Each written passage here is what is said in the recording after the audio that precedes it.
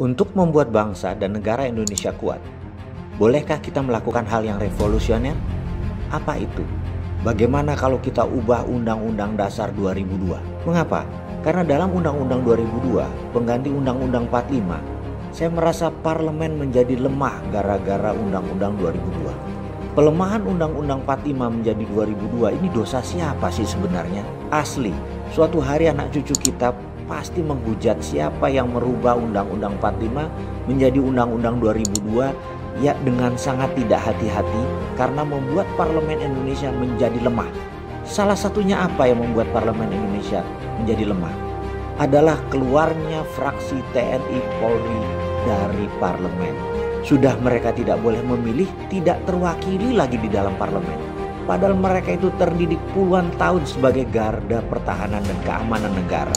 Jangan diragukan ke NKRI-an mereka. Tapi gak ada jatah tempat di parlemen coba.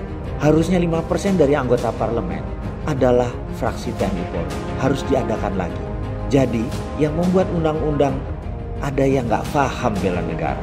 Bayangkan, sebagai tambahan lagi, calon anggota DPR dan anggota DPR itu seharusnya wajib ikut Lemhanas sebelum dilantik. Selama 6 bulan kalau perlu Lemhanasnya. Kalau dari catatan undang-undang, ada lebih 100 undang-undang yang saat ini merugikan bangsa Indonesia.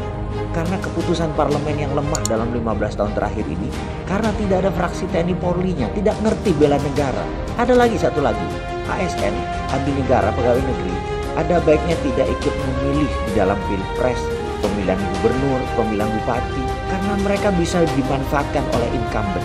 Sampai ada pejabat komen, kamu digaji siapa? Misalnya memanfaatkan kesuperioritasannya pejabat daerah.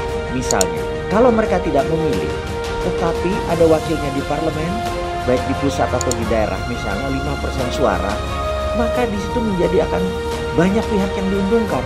Mereka itu punya semangat mengabdi yang tinggi, yaitu TNI, Polri, dan ASN.